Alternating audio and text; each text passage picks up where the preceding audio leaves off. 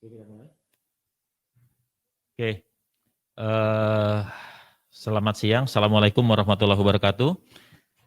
Kita akan mulai acara hari ini, acara webinar kita, kerjasama antara CME untuk penyakit dalam dengan EC dan kita saat ini, kita akan bicarakan tentang Managing Enlarged Prostate Symptom, jadi BPH, yang mungkin selama ini kita sudah mengenal terkait dengan kasus-kasus BPH, tapi hari ini kita mengoverview kembali apa dan bagaimana tentang BPH ini. Hari ini kita akan ada dua pembicara, saya sendiri dengan Dr. Ponco. Dr. Ponco akan bicara tentang what is the new of urologist on benign prostate hyperplasia and its management. Sedangkan saya nanti akan bicara tentang BPH pada usia lanjut, apa kekhususan untuk treatmentnya. Untuk mempersingkat waktu, kita persilakan Dr. Ponco untuk silakan. Terima kasih Dr. Edi Rizal atas pembukanya. Terima kasih juga sudah mengundang saya sebagai pembicara, juga untuk sponsor PT ESA yang telah mempercayakan saya sebagai pembicara siang ini. Peserta sekalian, siang ini saya akan membawa tema tentang what is the view of urologists on BPH and its management. Nah, yang ingin nanti bahas sedikit juga nanti mengenai penata laksanaan BPH di masa pandemi COVID-19 ini. Ya. Jadi nanti saya akan membicarakan tentang epidemiologi, faktor risiko, etiopatologi, diagnosis sebelum dan sesudah masa COVID, apa sih bedanya, terapinya juga apa yang sebelum dan sesudah masa COVID ini, baik follow up, emergency maupun prioritas bedah. Memang ini sangat tepat sekali dibahas bersama Dr. Edi Rizal sebagai konsultan geriatri, karena sebagian besar penderita BPH ini udah pasti usia lanjut, ya, dan banyak komorbid yang ditemukan bersamaan, baik saling berhubungan maupun yang tidak berhubungan. Ya, kalau penata laksanaan kita secara komprehensif mungkin hasilnya akan jauh lebih baik. Nah, BPH ini apa yang disebut dengan BPH itu secara patologi sebenarnya adalah proliferasi dari elemen seluler dari prostat. Nah, pembesaran prostat jenang ini menyebabkan yang kita sebut bladder outlet obstruction atau BOO. Nah, itu menyebabkan beberapa penyulit, mulai dari lower urinary tract symptoms, bisa terjadi retensi, gangguan ginjal, ya, infeksi berulang, ada hematuri berulang, gross hematuri, dan bisa terjadi juga batu. Nah, kelima gejala ini yang menyebabkan BPH ini harus ditangani secara lebih aktif, tidak bisa medikamentosa. Sebenarnya terapi BPH secara medikamentosa itu adalah kompetensi dokter umum, jadi dokter umum atau dokter spesialis lain juga boleh mengobati penyakit ini, asal tadi tidak ada yang 5 hal ini. Ya. Nah, berapa banyak sih penderitanya? Sebagian besar ya udah pasti di atas 60 tahun ya. Sebagian besar, 70%. Jadi kalau orang di atas 60 tahun prevalensinya di sekitar 70%. Kalau di atas 80 tahun itu sekitar 90%. Jadi semua laki-laki ini suatu penyakit laki-laki lah ya. Semua laki-laki, saya, Dr. Edi Rizal juga kalau ada umur siapapun, waktu itu pilihannya Jokowi atau Prabowo tetap pasti akan kena ini kalau ada umurnya ya. Ada yang cepat, memang ada yang lama. Yang paling muda yang pernah ketemu 45 tahun, tapi itu sangat jarang ya.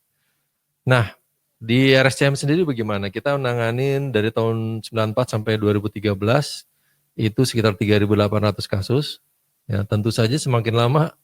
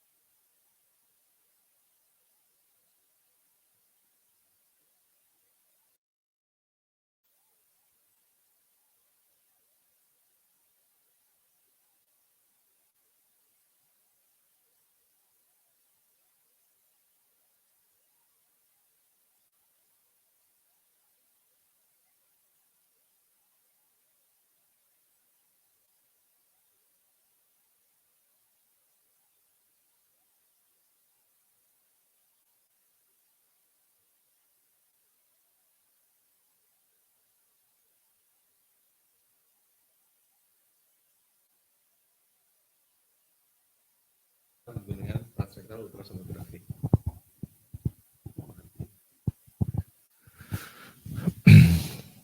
Baik, kita lanjutkan. Nah, pemeriksaan lab yang kita perlu apa aja? Mulai yang paling penting sebenarnya PSA nih, ya, PSA dan urinalisis. Imaging tadi bisa dilakukan dengan transrektal ultrasonografi. Lalu pemeriksaan tambahan yang penting juga adalah uroflometri, ya, residu sisa urin. Ya, ini bisa dilakukan dengan USG. Pada kata tertentu kita melakukan pemeriksaan urodinamik, misalnya pada pasien-pasien yang dengan diabetes, riwayat stroke, di mana kita curigai ada kelainan dari pompanya juga. Jadi selain saluran yang tersumbat oleh BPH juga oleh karena adanya kelemahan dari otot detrusor dari buli-bulinya juga. Ya. Nah, berdasarkan di pandemi COVID-19 ini ada beberapa kategori dari European Association of Urology. Ya, ada kategori, ada definisinya, ada yang low priority, ada intermediate priority, ada high priority dan emergency. Low priority biasanya bisa kita tunda ya, karena sebagian besar orang kemarin kita sempat mengalami bahwa pasien tidak perlu datang ke rumah sakit bila tidak emergensi atau tidak perlu banget. Ya, sampai kalau nanti emergensi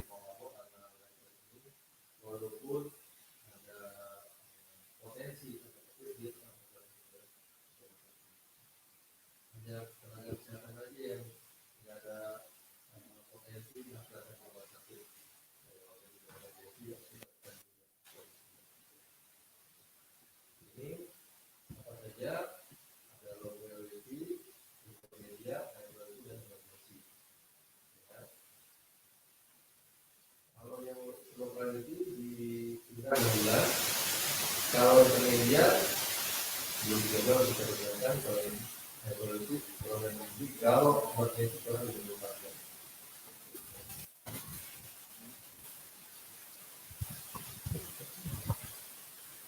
Harus ganti mic sebentar ya. Misalnya apa saja yang itu kalau udah bisa lagi? Udah. Keadaan apa aja sih misalnya kalau yang low priority misalnya sebentar nih. Kalau kita lihat di kolom pertama misalnya tidak biasanya bisa 10 kita tunda nggak apa-apa nanti setelah masa COVID selesai. Tapi kalau PSA-nya di atas 10, nah ini mungkin kalau biopsinya nggak perlu MRI bisa kita tunda. Nah, tapi kalau perlu MRI untuk ketepatan mungkin masuk yang intermediate priority ya. Nah, kalau kita ada kecurigaan gejala yang lokal itu biasanya kita lakukan dalam kurang dari 6 minggu. Ya. Kalau ada tanda-tanda metastasis, jadi BPH-nya ini ada kecurigaan kanker, maka tadi naik dia. Kalau dia BPH tapi nggak kanker, kita tunda 6 bulan, nggak apa-apa kita periksanya lagi. Tapi begitu dia ada kecurigaan apa misalnya? PSA-nya naik, terus ada tanda-tanda metastasis, nah itu langsung bergeser ke high priority. Ya, terus kalau misalnya kanker prostat itu salah satu penyebarannya paling sering adalah ke tulang belakang. Kalau terjadi kompresi dari maka itu masuk dalam emergensi harus ditata laksana segera dengan diagnosis sebelum 24 jam karena kalau dia lesinya itu di torakal atau lebih tinggi bisa terjadi depresi pernapasan.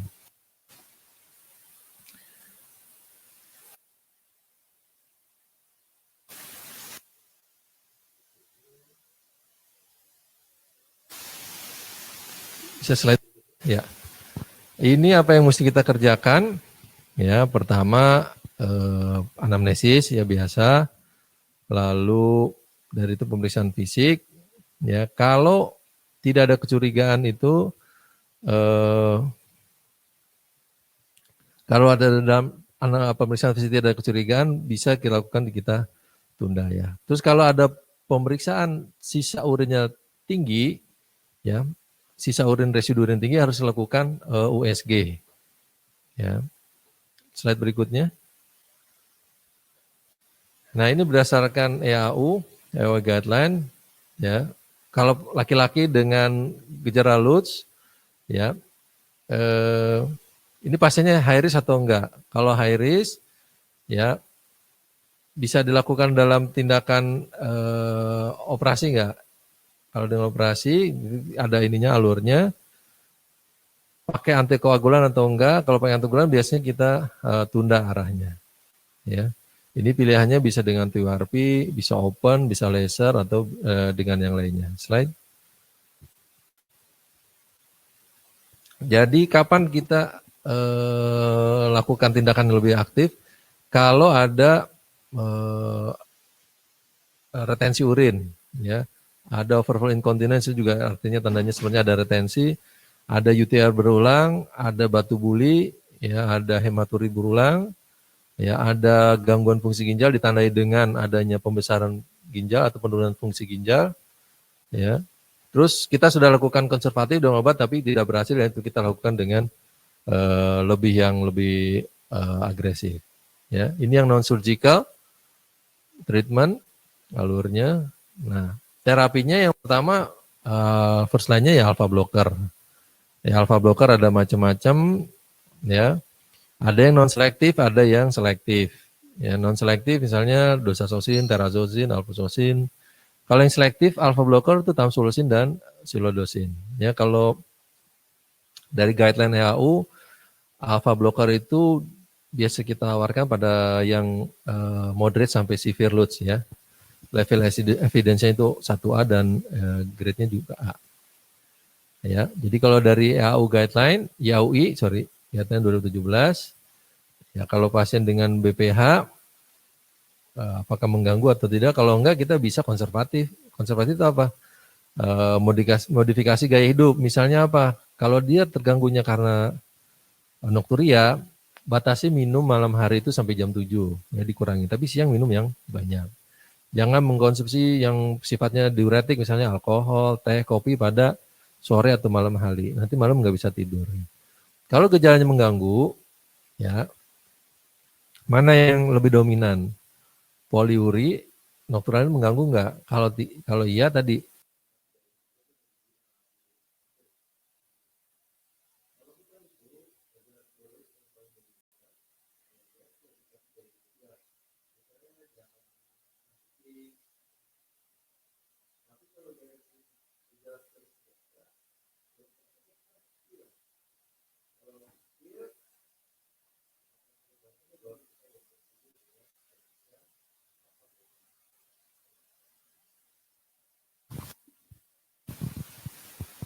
Lagi. Maaf nih, mic-nya mati terus. Ya, ini kalau ini untuk BPH, untuk dokter umum, dan tadi yang saya katakan bahwa BPH ini bisa ditangani oleh dokter umum atau dengan spesialis. Mengikuti alur ini, ya. Karena nanti kalau misalnya medikamentos gagal atau pada pemeriksaan awal didapatkan yang seperti ini, ada curiga ganas, rectal tusse, ada PSA yang meningkat, hematuri, ada nyeri, kraniotomi, itu sebaiknya dirujuk ke urolog, ya. Nah, terapi BPH yang paling ideal alpha blocker tadi.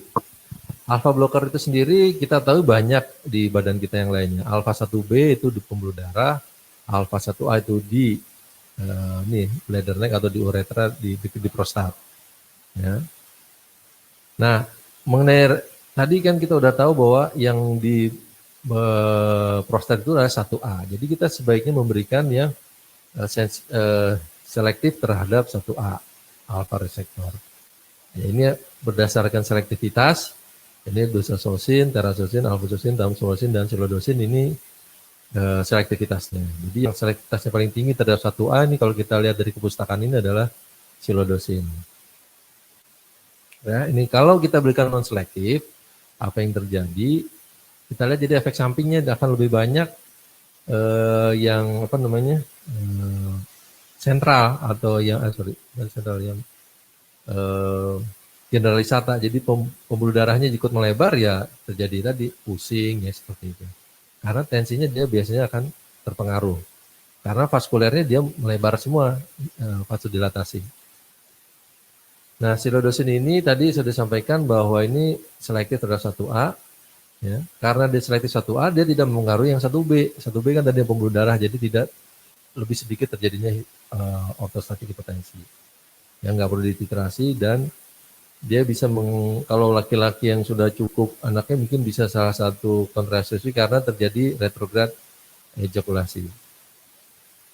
Nah ini manajemen surgikalnya tadi udah disampaikan. Nah, penderita COVID ini sendiri ini 62.000 ini hari Minggu. Ya, berapa jumlahnya? Semua paling banyak di Jawa Timur sekarang, di Jakarta, Sulawesi Selatan, Jawa Tengah ini urutan jumlah penderitanya. Nah, kalau pada pandemik ini kita harus memperhatikan kapasitas rumah sakitnya dan apa yang terjadi kalau kita menunda pembedahan. Ini harus kita perhitungkan ya. Kalau semuanya datang ke rumah sakit, yang COVID non-COVID mungkin rumah sakit kewalahan. Tapi kalau kita terlalu lama menunda penyakit kita, mungkin tadinya belum ada gagal ginjal, jadi ada gagal ginjal karena kita terlambat mengobatinya. Nah ini harus kita imbang-imbang. Kita sudah banyak juga mendapati ya perburukan atau bahkan sampai kasus fatal karena pasiennya menunda untuk berobat walaupun dia sebenarnya tidak menderita COVID, cuman karena dia takut ke rumah sakit jadi tunda-tunda, jadi dia terjadi perburukan. Nah, ada beberapa guideline yang dari Amerika, yang SIU Italia, ada WHO Eropa, Portugal ini. Kalau yang low prioritas itu, yang high prioritas itu misalnya kalau pasang kateter, ya. Kalau misalnya ada bleeding, prosedur itu termasuk high priority. Kalau yang low priority, itu yang operasi elektif, operasi prostat. Ya. Jadi kalau udah dipasang kateter, udah ini dianggap dia prioritasnya jadi rendah. Suruh pulang nanti dengan kateter. Ya. Jadi sebagian besar adalah yang prioritas rendah sebenarnya untuk dilakukan operasi pada pasien BPH. Kecuali tadi misalnya ada yang retensi total atau terjadi perdarahan. Ya. Sedangkan rekomendasi dari Ikatan Ahli Urologi, operasi yang dapat prosedur tunggal diantaranya adalah TURP prostat, ya. Karena alasannya sebenarnya kita kasih dengan pasang kateter atau suprapusik bisa dilakukan tanpa anestesi atau anestesi lokal, ya. Nah, jadi kalau menurut kita berdasarkan panduan dari Ikatan Ahli Urologi yang harus datang ke rumah sakit segera itu kalau misalnya ada retensi, hematuri, dan plebisme. Dan yang berhubungan dengan BPH-nya ada akut retensi dan hematuri. Ya, jadi kalau yang tadi hijau, kuning, merahnya, yang emergensi itu kalau ada perdarahan, terus retensi, tapi kita nggak bisa pasang kateter, ya. Yang mediate itu retensi urin. Terus kalau yang non emergensi yang karena misalnya ada dengan biopsi prostat, atau misalnya itu bisa kita tunda. Ya. Jadi kapan kita follow up-nya bagaimana? Nah ini tergantung pasiennya bagaimana nih. Akan memburuk atau enggak kalau kita tunda. Ini harus kita timbang-timbang dengan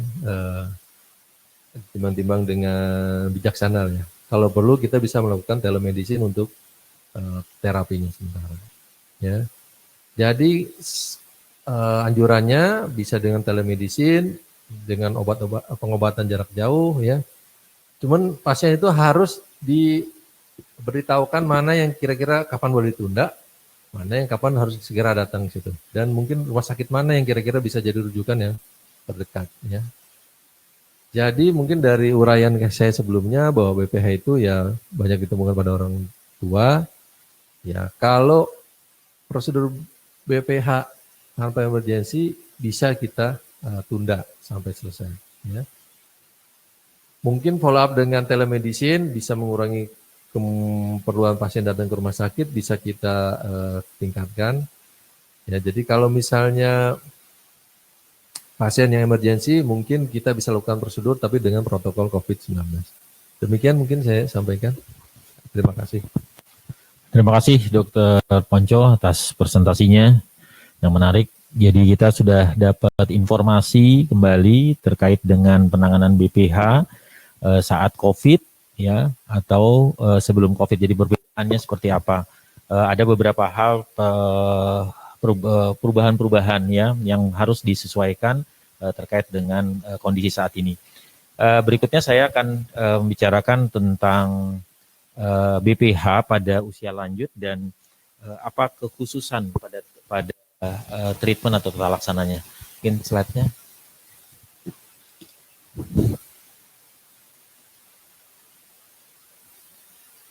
Dikembalikan dulu.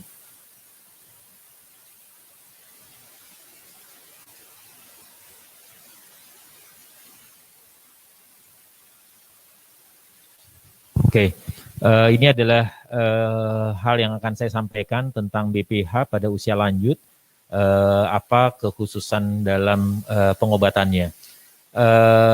Terkait dengan pengobatan di sini, mungkin tadi sudah panjang lebar sudah disampaikan oleh Dr. Ponco bahwa ada memang medikamentosa dan ada juga treatment untuk bedah atau tindakan. Jadi saya akan mengkhususkan tentang tata laksana medikamentosa pada BPH.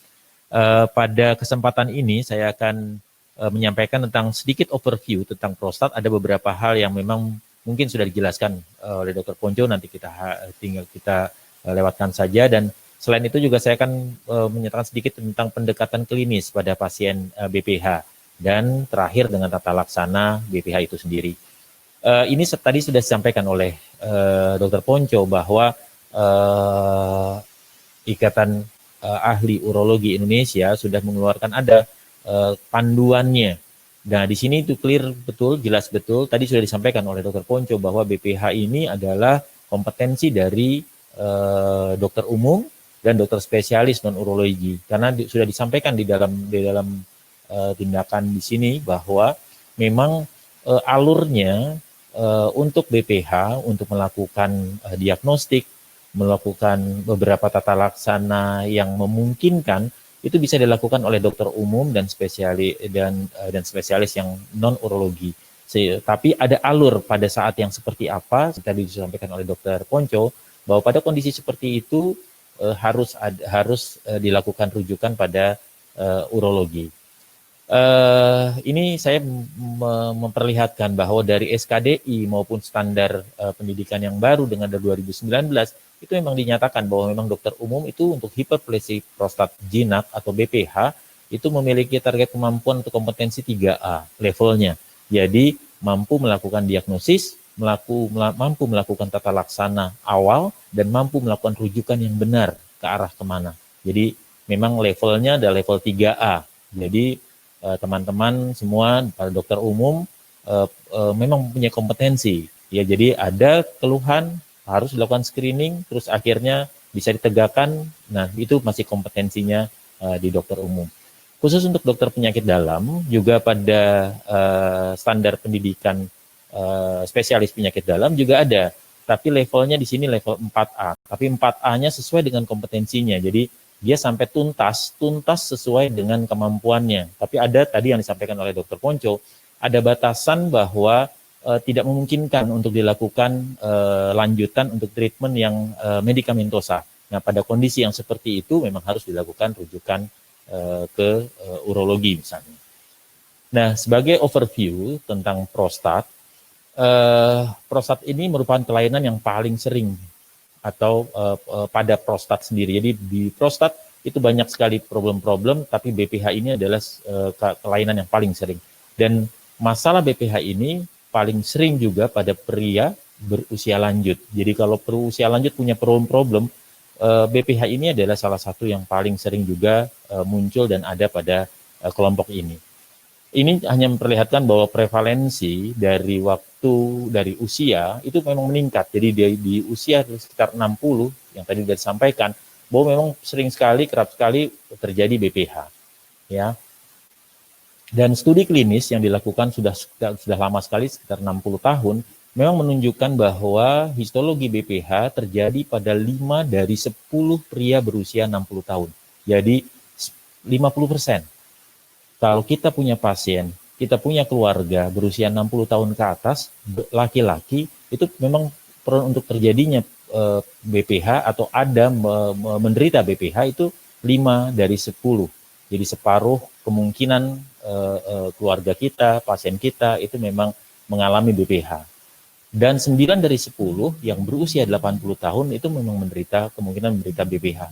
Jadi memang pada kelompok-kelompok dengan usia seperti ini, screening, bertanya, mau memahami, mengetahui, mencurigai adanya BPH, itu harus sudah mulai kita tanamkan. Yang berikutnya adalah ada beberapa hal lain lagi. Ternyata dari beberapa penelitian, umur 41 sampai 50 ada kemungkinan untuk terjadi BPH sekitar 20%.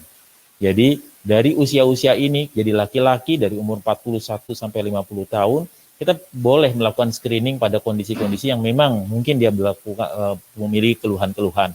Tapi pada persentase yang tinggi, pada usia 60, kita yang mungkin perlu proaktif menanyakan, karena mungkin pasien datang ke kita dalam keluhan-keluhan akutnya, sehingga dia lupa bahwa ada hal-hal lain yang memang perlu dilaporkan, sehingga kita yang memang perlu proaktif untuk bertanya, karena tadi kemungkinan didapatkannya BPH pada kelompok-kelompok usia 60 tahun ke atas itu jadi tinggi sekali. BPH merupakan hal yang umum terjadi dan terkaitkan dengan usia lanjut. 95% pria dengan BPH itu tidak senang, ini pengaruh BPH. Jadi kita melihat kenapa sih BPH harus kita tangkap, harus kita kenali, dan kita harus treatment. Karena ternyata memang ada pengaruh pada kualitas hidup. 95% pria dengan BPH ternyata tidak senang dan tidak ingin menghabiskan sisa hidupnya dengan gejala BPH ini karena sangat mengganggu. Dan 50% pria dengan BPH ini mengatakan bahwa sangat mempengaruhi aspek kehidupan normal mereka. Jadi sangat-sangat terganggu. Jadi ini adalah pengaruh prostat ini pada kualitas hidup. Selain itu juga 49% dengan BPH mengalami masalah seksual dan mempengaruhi kualitas hidup pasangan dan rutinitas hariannya. Jadi sebegitu bermaknanya adanya BPH atau di penderitaan BPH pada kelompok tua ini. Ini ada beberapa hal yang mempengaruhi kualitas hidup, dari mulai takut untuk minum, takut untuk bepergian, mencari sesuatu yang memang terkait dengan toilet, dan yang lain-lain. Jadi ada banyak sekali kegiatan-kegiatan yang akhirnya berubah dengan adanya BPH. Selanjutnya adalah pendekatan klinis. Setelah kita tahu bahwa prostat atau hipertrofi prostat ini adalah sangat mengganggu, maka kita perlu tahu bagaimana kita bisa mengenali dan bisa menegakkan problemnya. Nah, kita harus mengetahui bahwa ini sudah tadi dijelaskan bahwa BPH itu yang kita ketahui adalah benign, berarti bukan jenis yang kanker, prostatik berkaitan dengan kelenjar prostat, hiperplasia, jadi ada yang berlebihan dari biasanya. Umumnya yang dikenal adalah pembesaran prostat, jadi prostat yang membesar, dan pembesaran ini menyebabkan obstruksi. Logika sederhana yang biasanya ada pada kita adalah hal ini. Jadi adanya pembesaran sehingga bisa menyebabkan gangguan saluran bagian bawah. Tapi apakah cuma ini, sesederhana ini, kita lihat lebih lanjut. Nah, ternyata keluhan LUTS ini pada saluran kencing bagian bawah, ini ada dua hal. Ada karena problem iritatif simptom, dan ada obstruktif simptom. Jadi ada problem storage-nya, ada problem voiding-nya. Dan ini akhirnya nanti kita bisa mengenali pada gejala-gejala LUTS yang ada.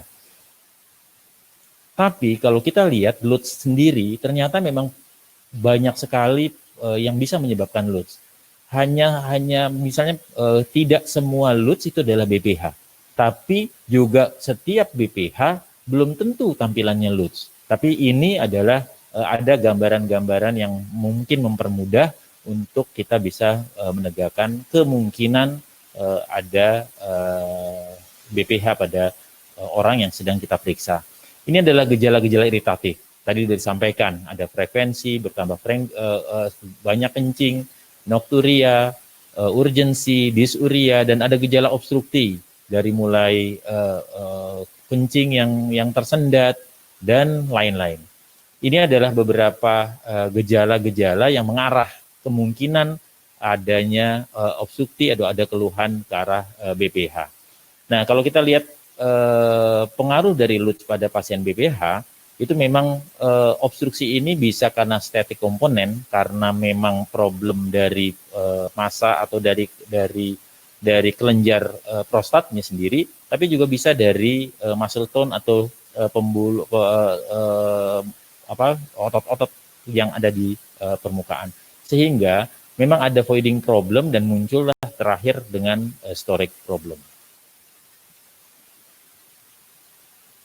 Selanjutnya ada beberapa terminologi yang harus kita kenal juga. Kita mengenal ada BPH, ini adalah terkait dengan histologi, jadi hipertrofi prostat.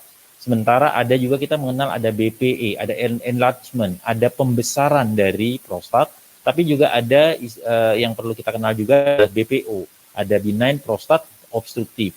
Jadi ada akibat dari semua ini, ada beberapa istilah yang mungkin kawan-kawan di sini akhirnya memahami bahwa ada istilah BPH, BPE, dan BPO. Nah, ini cuma menggambarkan bahwa LUTS ini patofisiologinya memang banyak. Jadi LUTS ini bukan tampilan murni atau tampilan khusus untuk BPH.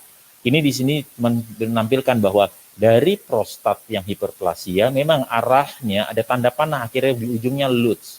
Tapi bladder outlet obstruksi atau BOO ini tidak selalu karena hipertrofi prostat, tapi bisa karena non-BPH dengan penyebab obstruksi yang lain. Detrusor ini juga tidak selalu karena BOO, tapi bisa juga karena detrusor aging, karena aging proses, karena neurologic disease. Jadi ini bisa menyebabkan detrusor. Jadi pada saat ini yang muncul, tidak ada ini, muncul juga LUTS. Ya, jadi ini cuma menampilkan bahwa LUTS ini tampilan dari kemungkinan banyak hal, tapi salah satunya adalah prostat. Bagaimana diagnosis evaluasinya? Memang ini sudah disampaikan tadi, dari mulai bagaimana kita mengenal riwayat penyakitnya, terus bagaimana gejalanya. Ini bisa ditanyakan melalui International Prostate Symptom Score yang dengan 7 pertanyaan dengan 1 kualitas hidup. Itu sangat mudah untuk kita terapkan, untuk kita gunakan untuk pasien-pasien kita. Dan kita lakukan juga beberapa pemeriksaan seperti rectal touche untuk mengetahuinya. Ini kita sudah pernah diajarkan bagaimana mengenal bahwa ini prostat hiperplasi, oh ini prostat pembesaran ini ke arah keganasan, kenyalnya, kerasnya, dan segala macamnya. Ini kita sudah ada. Nah, ini kita tinggal gunakan untuk menegakkan ke arah prostat. Berikutnya adalah tentang tata laksana BPH. Nah, untuk tata laksana, jadi setelah kita mengetahui bahwa problem BPH ini cukup besar, akibatnya juga banyak, terus kita sudah mengetahui bahwa bagaimana kita mengenali BPH, bagaimana caranya, bagaimana mengetahui bahwa ini adalah BPH atau itu adalah bukan BPH. Nah, sekarang kalau sudah kita tegakkan BPH, bagaimana tata laksananya? Ini adalah target. Kalau kita mendapatkan mengelola pasien dengan BPH, itu ada beberapa target yang diukur. Berkurangnya gejala, jadi dari yang kita tanyakan di awal misalnya, setelah kita lakukan treatment, kita lakukan lagi pertanyaan ini, ada perbaikan atau tidak? Jadi ini adalah target dari pengobatan BPH. Meningkat nggak kualitas hidupnya, nyaman nggak pasiennya, dan berkurang atau bertahan ketidakukuran prostat lebih lanjut seperti apa. Dan sampai kita bisa mencegah komplikasi jangka panjang dari BPH ini. Ini adalah berhasil atau tidaknya atau goal dari tata laksana BPH.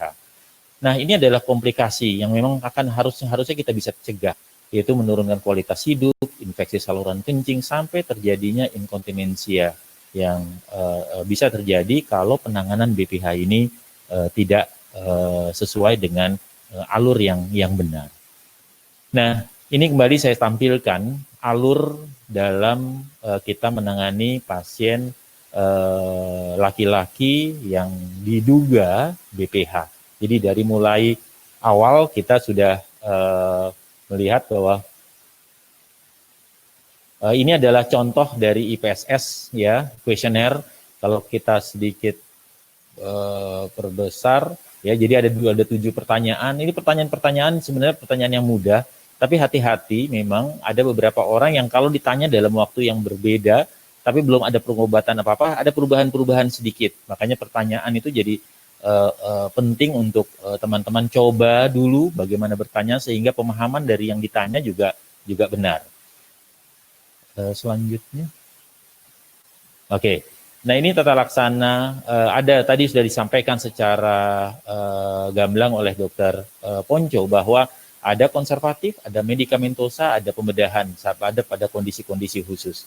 Nah, saya akan sedikit tentang medikamentosa. Ini juga tadi sudah disampaikan bahwa kalau kita sudah ada dugaan ada orang tua atau laki-laki dengan BPH, ini ada beberapa alur yang kita ikuti. Ada atau tidak?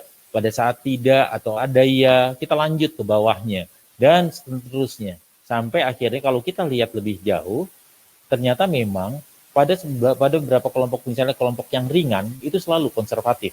Tapi kelompok sedang dan berat sebenarnya ada clue di sini adalah gejala storage atau tidak. Tapi pada saat ini adalah gejalanya storage ya, bukan storage, kita lihat pembesarannya berapa. Tapi pada saat yang di sini pun tadi ada beberapa treatment yang bisa kita lakukan. Nah, kalau kita lihat medikamentosa yang biasa digunakan, karena saya bicaranya tentang kelompok usia lanjut, jadi memang pola treatment yang ada adalah alpha 1 blockers, 5 alpha reduktase inhibitor, antagonis reseptor muskarinik, dan kombinasi. Ada memang PDE 5 inhibitor, tapi pada usia lanjut kalau kita lihat, kita tilik beberapa penelitian-penelitian untuk PDE 5 inhibitor ini lebih berespon bagus pada orang yang lebih muda dengan IMT yang kecil atau tidak terlampau besar ya. Jadi ada beberapa syarat yang kelihatannya agak sulit untuk dicapai pada usia lanjut. Kalau kita bicara alpha blocker, ada dasar dan rasionalisasinya digunakannya karena menghambat reseptor alpha yang ada di otot polos prostat, uretra pars, dan sehingga terjadi relaksasi dan muncul atau yang kita inginkan adalah obstruksinya berkurang sehingga keluhan-keluhan yang akibat dari obstruksi itu bisa berkurang atau teratasi. Nah, ini adalah beberapa karakteristik dari alpha 1 blocker. Jadi ada efek samping. Jadi kalau kita memberikan alpha blocker, jadi ada beberapa efek samping. Ada kelas-kelas dari alpha blocker yang nanti saya akan sampaikan. Ada karakteristik menurunkan tegangan, ini tujuannya untuk apa? Bekerjanya memang cepat, ya. Dan kalau kita lihat kelompok yang lain, slide sebelumnya. Ya, ada 5 alpha reduktase inhibitor juga dasar rasionalisasinya ada, ya, yang bisa dilihat ini untuk menurunkan atau mengurangi memang besar atau volume prostat, ya. Dan ini adalah efek samping yang terjadi kalau memang kita menggunakannya. Jadi setiap obat memang ada karakteristik apa yang memang menjadi tujuan, apa efek samping. Berarti bukan karena ada efek samping terus kita tidak melakukan, tapi kita tahu apa yang akan kita hadapi bila kita berikan. Nah, sebelumnya. Yang berikutnya adalah antagonis reseptor muskarinik, ada karakteristiknya yang biasa digunakan umumnya pada inkontinensia, yang biasa digunakannya dengan efek samping, dengan mulut kering, takikardi, dan konstipasi. Lanjut. Monitornya agak kurang nih.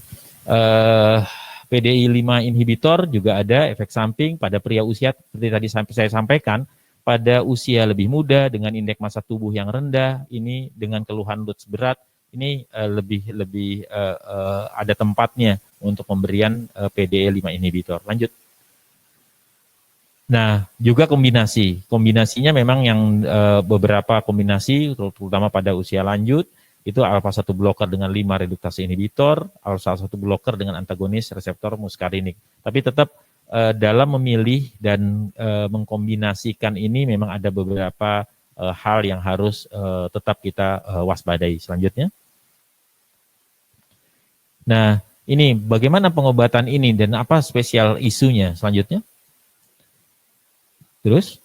Nah, ini sudah disampaikan tadi bahwa memang ada beragam tata laksana. Ya, saya akan fokus pada medikamentosa di sini. Lanjut. Nah, kalau kita melakukan setiap kita memberikan treatment apapun, apalagi pada kelompok usia lanjut, maka penting untuk melihat selectivity, sustained efficacy, dan safety. Ini penting sekali. Nah, juga berlaku pada saat kita melakukan treatment medikamentosa pada BPH. Selanjutnya.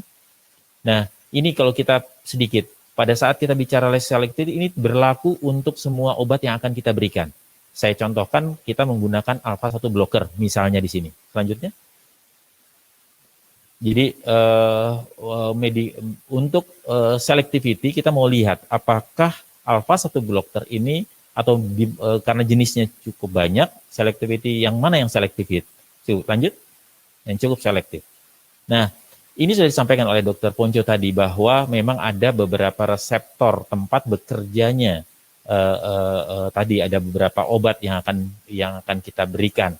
Sehingga ada alpha 1A, alpha 1B, alpha 1D, alpha 1A fokus pada daerah-daerah yang sedang kita bicarakan, prostat, alpha 1B ada di daerah jantung, pembuluh darah, dan kalau kita bicara alpha 1D ada di daerah pencernaan, saluran hidung, tulang belakang, ya. Jadi tersebar di mana-mana. Bisa dibayangkan bahwa obat yang kita berikan tidak cuma bekerja pada yang tidak selektif, misalnya dia bisa bekerja dengan prostat sebagai tujuan, tapi dia akan berakibat pada daerah-daerah lain karena dia bisa bekerja di tempat yang tadi yang saya sampaikan di B dan di D.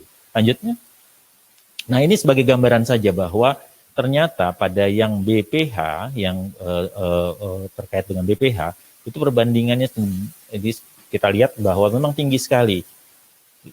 Kita bicara A. Jadi kalau kita lihat seperti ini problemnya, ya, atau yang terjadi, sehingga kita perlu mendapatkan obat yang memang selektif di alpha 1A. Selanjutnya. Nah, akhirnya ini yang disampaikan oleh Dr. Ponco tadi, ada pilihan. Misalnya alpha 1 blocker kita banyak, ada di puskesmas kita, ada di rumah kita. Adanya ini apa yang memang ada pada obat tersebut. Dia akan bekerja di mana? Sehingga kita bisa tahu bahwa kalau kita menggunakan obat-obatan ini, misalnya yang ada di sini, ada kelompok-kelompok di sebelah kiri, itu akan bisa kita tahu bahwa di sini ternyata memang alpha 1A itu lebih tinggi dibandingkan alpha 1D dan B itu pada silodosin. Jadi di sini memang lebih selektif kalau dari beberapa obat-obat ini adalah silidoksin. Tapi sekali lagi, ini adalah penelitian atau hal yang didapatkan pada in vitro. Nah, kalau kita bicara in vitro, apa yang dilakukan dengan pengkondisian, dengan apa yang terjadi pada manusia, itu memang ada beberapa perubahan-perubahan sedikit. Tapi kita baru sudah tahu bahwa secara in vitro, silodosin ini cukup baik, cukup selektif untuk lokasi prostat. Lanjut. Oke. Ini juga untuk memperlihatkan bahwa perbandingan kalau kita dari obat-obat alpha 1 blocker. Jadi kita cuma melihat bahwa selektivitasnya cukup baik untuk satu obat atau beberapa obat lainnya seperti apa. Bukan dalam kondisi seperti ini kita harus menggunakan yang mana, bukan. Tapi kita tahu bahwa pada saat kita menggunakan obat-obat tertentu yang mana, kita akan tahu apa yang kita akan harus respon dan kita hadapi. Lanjut. Ini pertimbangan praktisnya. Lanjut. Ya, ini sudah disampaikan tadi. Jadi ada beberapa kelompok. Lanjut. Ya, jadi silidoksin. Jadi sekarang ini adalah sesuatu yang lebih selektif. Jadi begini cara menilai pada saat kita berhadapan dengan pasien mau kita obati pada usia lanjut khususnya. Pada saat ini kita bicara tentang BPH, pada saat kita bicara tentang alpha 1 blocker, kita harus melihat selektif yang mana, pilih yang mana obatnya. Lanjut. Nah, ini terkait dengan selectivity. Kalau kita terkait dengan efikasi juga sama seperti itu. Jadi, kalau kita bicara alpha 1 blocker, bagaimana efikasinya? Kalau khusus karena kita sudah melihat bahwa ada beberapa obat, kita coba tarik silodosin, bagaimana efikasinya? Selanjutnya. Nah, di sini dilihat karena efikasinya terkait dengan kerja tadi, akibat itu bisa ada di mana-mana, tapi bagaimana kerjanya? Berapa lama mulai efektifnya? Ya, di sini selanjutnya. Terus. Nah, di sini terlihat bahwa sekali lagi. Nah, ini terlihat bahwa obat ini yang tadi dia dikatakan cukup selektif dibandingkan yang lain atau cukup banyak reseptornya. Nah, pada saat mulai bekerja dan sampai bertahannya juga kelihatannya bisa masuk pada efikasi tadi. Ya, selanjutnya. Nah, bagaimana safety-nya? Kalau kita bicara safety tadi, ada dia bisa bekerja di mana? Di jantung, di beberapa organ-organ yang lain. Bagaimana pengaruhnya? Oke, selanjutnya. Nah, di sini saya ingatkan kembali bahwa ada tempat reseptor-reseptor tempat bekerjanya ini obat-obat tersebut. Selanjutnya. Nah, di sini terlihat bahwa bagaimana dengan efek pada parameter EKG misalnya. Kita takut pada penggunaan ini bagaimana pengaruhnya dengan heart rate, Q-nya dan yang lain-lain. Dan ternyata di sini memperlihatkan bahwa tidak ada perubahan yang bermakna. Selanjutnya. Terus, nah ini gambaran-gambaran bahwa apa yang memang harusnya sebelum kita memberikan obat kita tahu bahwa terkait dengan gangguan pada kardiovaskuler seperti apa. Jadi kita siap pada saat kita menggunakan obat ini. Lanjut. Oke, ini gambarannya insiden untuk ortostatik. Tadi bisa disampaikan oleh Dr. Ponco bahwa obat ini karena dia melebarkan pembuluh darah, dia bisa menyebabkan hipotensi. Nah, bagaimana hipotensi kemungkinannya? Ternyata tetap ada. Jadi tidak bersih sama sekali. Walaupun umur 65 tahun, kalau rata-rata sekitar 2 atau 5%, ini bisa terjadi pada pasien kita. Walaupun ini sudah cukup baik, aman, tapi tadi masih ada 5%, tidak sampai 100% aman jadinya. Pada obat itu selalu seperti itu. Selanjutnya, ini sebagai take home message saya. Aging populasi atau usia lanjut ini memang akhirnya untuk terkait dengan BPH ini jadi banyak kasus-kasusnya.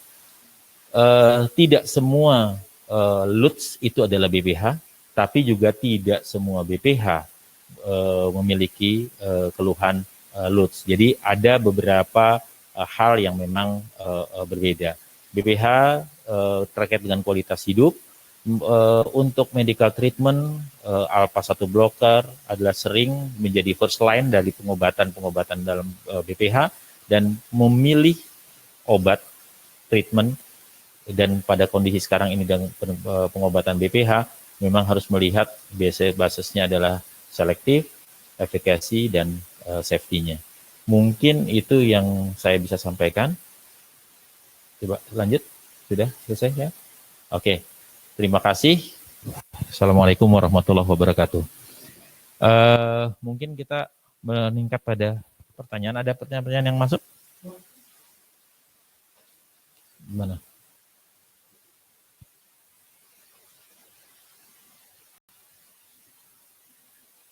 Oke, mungkin saya yang mengawali ke Dr. Ponco. Dari terkait dengan apa yang tadi sudah disampaikan Dr. Ponco, ada nggak clue atau yang mempermudah kaitannya dengan COVID ya? Pada saat yang sebelum COVID dengan COVID, kalau kita bicara BPH, alur yang memang clear bahwa ini harus nih dilakukan, ini tidak, ada nggak yang tegas atau yang mudah untuk Ya, secara umum sih mungkin kalau Yawi kan membaginya jadi 3 kategori, kalau EAU membagi 5. Tadi prinsipnya adalah apakah ini ada emergensinya atau tidak. Emergensi itu apa misalnya? Satu, retensi urin, itu harus segera ke rumah sakit. Ya. Yang kedua yang semi emergensi adalah kalau PSA itu di atas 10. Atau kita curiga pada rektal tusi ada tanda-tanda keganasan, itu mungkin harus, itu yang agak menengah ya. Terus kalau dia ada kecurigaan dekompresi vertebrae karena metastasis ya prostat, itu termasuk yang emergensi karena bisa terjadi penekanan sistem pernapasannya. Ya, jadi intinya itu. Sisanya sih sebenarnya bisa kita lakukan tadi penundaan untuk datang ke rumah sakit atau melakukan dengan telemedicine, itu bisa dikerjakan. Jadi intinya tadi, dan juga selain itu adalah tanda-tanda untuk dilakukan tindakan yang invasif, misalnya hematuria, batu buli, penurunan fungsi ginjal, ya, ada tadi udah retensi, hematuri, infeksi berulang, ya, itu harus dia datang ke rumah sakit segera. Tapi kalau tidak ada itu, ya bisa kita tundalah dulu sampai kita masa COVID ini berakhir. Itu emang rekomendasi itu dikeluarkan pada awal-awal ya, bulan Maret, April, awal April itu kita keluarkan. Memang mungkin sekarang harus dievaluasi lagi bulan Juli karena kelihatannya belum tahu sampai kapan ini akan berakhir. Kalau tadi kan tunda 3 sampai 6 bulan, oke.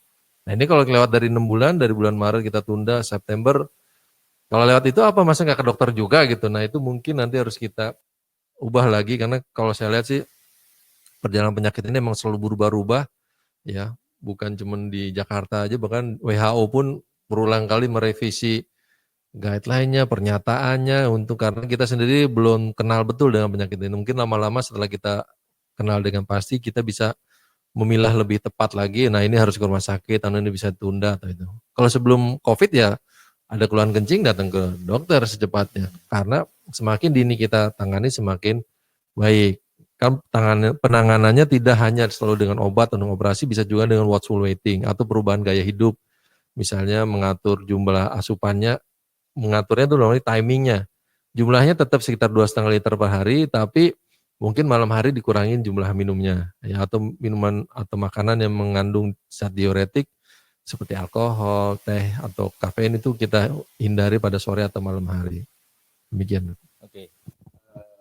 Satu lagi, terkait dengan melakukan diagnostik, kan di awal itu ada beberapa pemeriksaan yang memang dokter umum tidak atau belum tidak memungkinkan untuk dilakukan ya, pemeriksaan terkait dengan mengukur jumlah urin sisa dan yang lain-lainnya.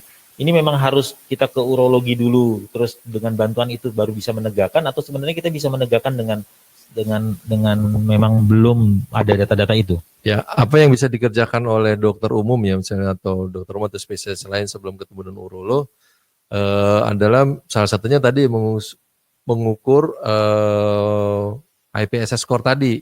Ya, kalau tadi jumlahnya 0 sampai 7 bisa artinya dia hanya ringan ya. 8 sampai sekian itu dia akan masuk yang moderate dan juga yang berat. Kalau yang berat harus dirujuk ke ini. Lalu pemeriksaan fisik bisa dikerjakan oleh dokter umum, misalnya buli-bulinya itu penuh atau kosong. Ya, kalau penuh harus rujuk, kalau kosong bisa kita tunda. Yang berikutnya adalah dengan rektal tuse. Kalau rektal tuse ada kecurigaan keganasan, kita katanya ada nodul, ada yang keras, itu kita rujuk.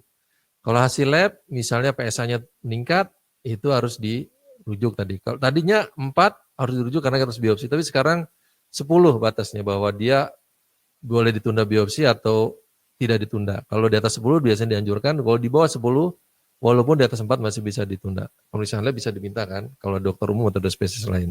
Atau tadi fungsi ginjal sama urinalisa, apakah ada tanda-tanda infeksi atau enggak.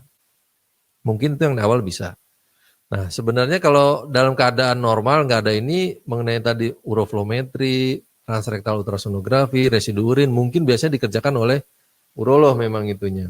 Kalau ada urolog memang biasanya datang ke urolog, dilihat sisa urinnya, nanti biasanya balik lagi ke dokter yang menangani. Karena urolog sendiri secara umum kalau nanganin pasien cuma berobat saja atau hanya konsultasi yang tadi ngulang obat aja, sebenarnya nggak perlu ke urolog. Urolog nature-nya lebih senang di kamar operasi sebenarnya ya. Jadi kita nggak pernah takut rebutan, oh ini harus kita yang nanganin urolog, itu enggak. Jadi kita memang kita memberikan porsinya kepada tadi dokter umum atau spesialis lain yang ingin menangani secara yang masih bisa non surgery, silahkan ditangani oleh dokter umum atau dokter spesialis lain, silahkan, kita nggak keberatan. Kira-kira sih sebenarnya gitu. Kalaupun misalnya ada yang perlu datang ke itu untuk transrektal, misalnya untuk lihat ininya, atau kita biopsi, oh ternyata nggak ada nggak ada kecurigaan keganasan, kembali lagi ke dokter umum di layanan primer atau di puskesmas, ini silahkan, nggak ada masalah. Oke. Mungkin ada pertanyaan-pertanyaan lagi yang lain di sini. Kalau ini mungkin ada beberapa pertanyaan, tapi untuk ya, ada beberapa hal dalam memilih treatment tadi, dalam memilih obat ya. Mungkin ada beberapa pertanyaan dari teman-teman bahwa obatnya kan banyak pilihannya. Bisa dikatakan yang paling dari teori tadi dikatakan bahwa yang cukup selektif itu satu. Tapi ya kita nggak ada itu, adanya obat yang lainnya yang justru tidak selektif. Bagaimana memilihnya? Ini orang tua. Pada prinsipnya tadi saya sampaikan bahwa pada saat kita memilih memang melakukan pilihan yang paling baik, yang selektif. Tapi tadi itu adalah yang terbaik adalah pilihan yang pertama. Tapi bukan berarti kalau tidak ada pilihan pertama terus itu tidak lakukan treatment apa-apa. Nah, kita tetap melakukan beberapa treatment yang memang lini keduanya atau lini ketiganya memang adanya itu, tapi kita tahu bahwa pada saat kita memberikan treatment-treatment tadi, ada memang efek samping kemungkinan, saya nyatakan lagi kemungkinan adanya efek samping, tapi tidak pasti akan terjadinya efek samping. Apa yang harus dilakukan? Pemantauan, ya. Jadi apakah terjadi efek samping? Kalau misalnya ada, mungkin kita cegah dengan cara kita hentikan treatmentnya, atau kita mungkin kita lakukan penggantian atau pemberian obat-obat tambahan yang lain. Jadi memang mengkombinasikan ini art, ini seni dalam melakukan treatment. Yang intinya apa yang disampaikan di dalam alur tadi, bahwa obat-obat ini adalah obat BPH, sudah dinyatakan begitu. Jadi ini ada tempatnya untuk diberikan, tapi pasti ada plus minusnya. Jadi bukan berarti di sini bahwa pesannya adalah karena ini yang paling selektif, kalau ada pilih. Kalau nggak ada, tapi ada yang lain, bisa dilakukan. Pada orang yang sudah menggunakan dengan obat yang lain, tapi tidak ada efek sampingnya, tidak harus buru-buru dirubah deh daripada nanti muncul efek samping. Kalau keluhannya baik, tidak ada keluhan-keluhan efek dari obat-obatan, harusnya sih bisa dilanjutkan treatment itu. Ini beberapa pertanyaan terkait dengan bagaimana pengobatan pada kelompok usia lanjut. Nah, mungkin juga ada beberapa pertanyaan di lapangan kaitannya dengan gangguan seksual, Dokter Ponconi. Pada kondisi gangguan seksual ini, ada beberapa yang sudah kita arahkan, ini kelihatannya memang perlu dilakukan treatment oleh urologi. Nah, tapi dari pasiennya yang takut, karena dia sudah kemungkinan untuk setelah bedah pun ada resiko untuk gangguan itu. Kira-kira gimana Dokter Ponconi? Jadi maksudnya tindakan operatif yang Iya, bisa betul. ada komplikasinya kelainan gangguan pada fungsi seksual terutama ereksi ya. Nah, sekarang kita bisa ada beberapa teknik operasi yang terbaru ya, terutama kalau yang lama kan dengan open, lebih baru dengan TURP transurethral resection of prostate, satunya lagi dengan metode pengerokannya itu dengan laser. Nah, kalau laser itu penetrasi itunya hanya 0,5 mili. Jadi dia tidak merusak atau tidak menyebabkan cedera saraf di belakang prostatnya. Itu menyebabkan angka disfungsi ereksinya lebih rendah. Lebih rendah bukan berarti tidak ada ya. Jadi kalau misalnya pasien yang tidak ada disfungsi ereksi, kita lakukan operasi baik dengan laser untuk prostat, itu sebenarnya tidak ada masalah. Tapi kalau yang udah ada gejala-gejala sedikit-sedikit, nah itu yang bisa tadi terjadi. Karena disfungsi ereksi sendiri kan dia multifaktorial, nggak bisa, bukan hanya satu faktor aja. Pertama yang garis besarnya kan psikis sama organik, lalu kombinasinya. Nah kalau misalnya psikisnya ada, organiknya selain yang masalah dekat prostat itu ada, misalnya diabetes, ada riwayat stroke atau pernah kolesterolnya tinggi, hormon testosteronnya rendah, itu kan bisa mempengaruhi secara keseluruhan. Nah begitu kita lakukan operasi prostat, sudah ada yang tadi kena kelainan-kelainan tadi, jadi lebih memperberat. Tapi sebenarnya kalau di awalnya nggak ada, dia nggak apa-apa lakukan itu. Mungkin salah satu efek samping yang berhubungan dengan gangguan seksualitas itu yang paling penting adalah akan sebagian besar akan terjadi retrograd ejakulasi. Ya karena tadinya dia ke depan ada hambatan, ke belakang tuh ada hambatan, jadi kan alurannya harusnya dari vesica seminalis, ductus ejaculatorius dia ke ureter ke depan. Karena di belakangnya ada prostat, jadi dia nggak bisa balik ke buli-buli. Saya prostatnya diangkut, nah jadi tekanannya jadi yang ke buli-buli lebih rendah, jadi menyebabkan dia balik ke sana. Tapi kalau dari segi kenikmatan, rasa, kenikmatan segala macam itu tidak ada pengaruhnya. Mungkin nanti lama-lama dia akan terbiasa juga, walaupun dia retrograd ejakulasi, dia akan lama-lama tanda kutip terbiasa untuk mengerjakannya. Karena ejakulasinya segalanya semuanya sama. Oke. Mungkin ini ada satu pertanyaan, pemeriksaan rectal tauche dibandingkan USG. Karena di sini mungkin dari peserta ini bertanya karena mungkin ada arahan untuk dilakukan USG aja. RT lebih sensitif USG kok. Nah, itu gimana tuh? Nggak selalu seperti itu ya. Itu kan karena benar-benar sangat tergantung dari orangnya ya. Kalau rectal tauche yang sudah mengerjakan mungkin di ujung tangannya ada matanya juga. Maksudnya tapi dalam arti USG juga bisa ada sensitivitas dan spesifitasnya tentu saja. Dan penilaian kecurigaan keganasannya itu kalau pada rectal tauche itu diantaranya nodul, ya konsistensi yang keras. Nah itu kayaknya tidak bisa digantikan dengan USG. Kalau di USG misalnya ada hipoekoik, nah itu mungkin bisa terjadi meningkatkan kecurigaan terjadinya kanker. Itu tapi sebaiknya tetap dilakukan rectal tauche. Kita bisa nilai yang lainnya juga. Misalnya tonus sphincter aninya. Ya, itu kalau misalnya ada lemah, nah mungkin situnya ereksinya juga terganggu, buang air besar terganggu, nah mungkin bladdernya juga terganggu, jadi ada kerusakan saraf juga. Nah kalau itu yang terjadi, mungkin walaupun kita prostatnya kita, istilahnya kita kerok segala macam, kalau buli-bulinya enggak ini, dia tetap akan terjadi retensi juga tetap. Jadi ada banyak hal lagi yang lain yang kita bisa nilai dengan rectal tauche, berbeda dengan yang kita dapatkan kalau kita hanya melakukan USG. Dengan USG kita bisa dapat hal yang lain lagi, misalnya kalau dia dari transabdominal bisa tahu ada penyulit batu atau enggak itu. Jadi masing-masing bisa ada plus minusnya, enggak bisa kita tinggalkan salah satunya. Oke, mungkin ini terakhir nih, ada untuk Dokter Ponco lagi nih terkait pemeriksaan. Ini mungkin di luar dari pertanyaan-pertanyaan ini ya. Ini kan tadi ada kita membahas tentang PSA yang dilakukan. Ini kalau kita melakukan PSA ini ada pengulangan berapa lama sekali kita harus ulang lagi? Kalau dia normal sih cukup 6 bulan tanpa risiko ya. Cukup 1-3 tahun sekali nggak apa-apa. Maksudnya dia nggak ada riwayat kanker di keluarganya, bapaknya nggak ada. Terus PSA-nya normal cukup 3 tahun sekali juga nggak apa-apa. Paling cepat setahun sekali.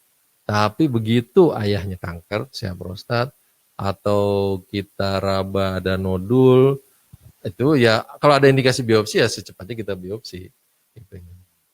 Nah, soalnya kalau pada usia lanjut kan juga ada pengurangan ada peningkatan PSA. Ya. PSA normalnya juga agak meningkat itu. Betul, nah, itu bagaimana? Ya. Jadi pada usia lanjut apakah harus lebih sering atau bagaimana?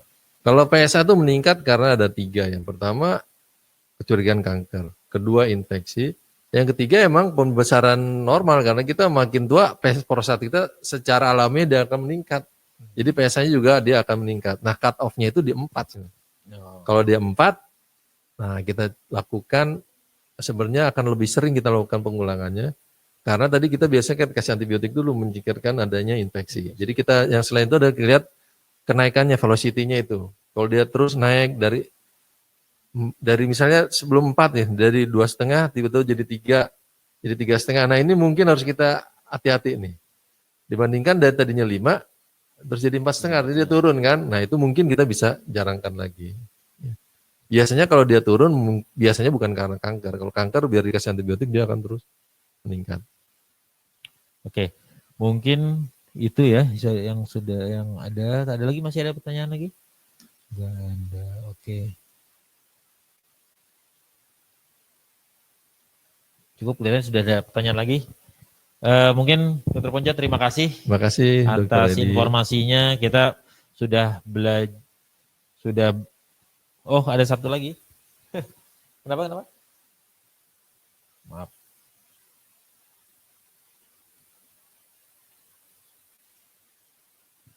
Apakah pasien post-op masih mungkin akan muncul kembali gejala BPH di masa selanjutnya? Oh iya.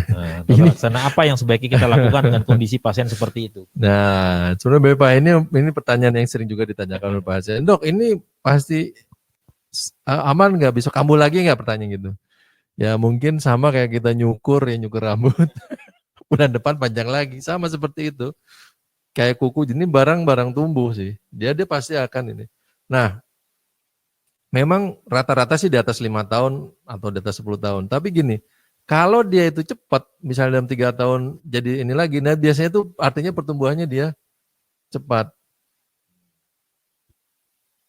Ya, jadi tapi rata-rata sih dia akan kambuh. Bisa tumbuh lagi. Iya bisa sama kayak kita potong kuku sama ini dan itu emang sudah apa ya, udah sunatullahnya lah seperti itulah, udah emang perjalanannya kita sebagai laki-laki seperti itu bahwa kita suatu saat nanti akan rambutnya berubah, jadi botak, jadi bungkuk, aging May lah kira-kira.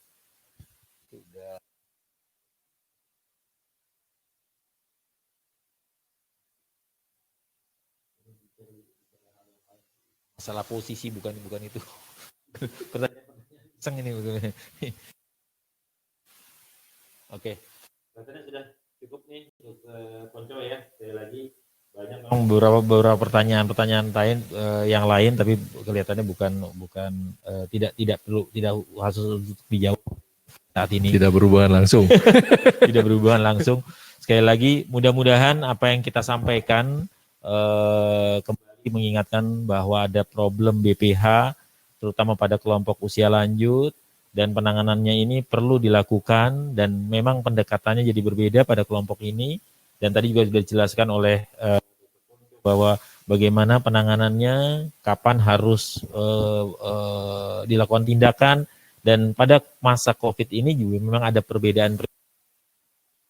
Bukan berarti perbedaan ini akhirnya bisa orang yang memang dengan BPH itu tidak tertangani dengan baik. Ya, tetap ditangani dan ada beberapa clue yang memang bisa dilakukan. Mungkin itu saja yang bisa kami sampaikan. Terima kasih sekali lagi Dr. Ponco. Tutup webinar kali ini. Terima kasih. Assalamualaikum warahmatullahi wabarakatuh. Waalaikumsalam warahmatullahi wabarakatuh. Terima kasih Dr. Edi. Terima kasih sponsor yang sudah mensponsori acara ini.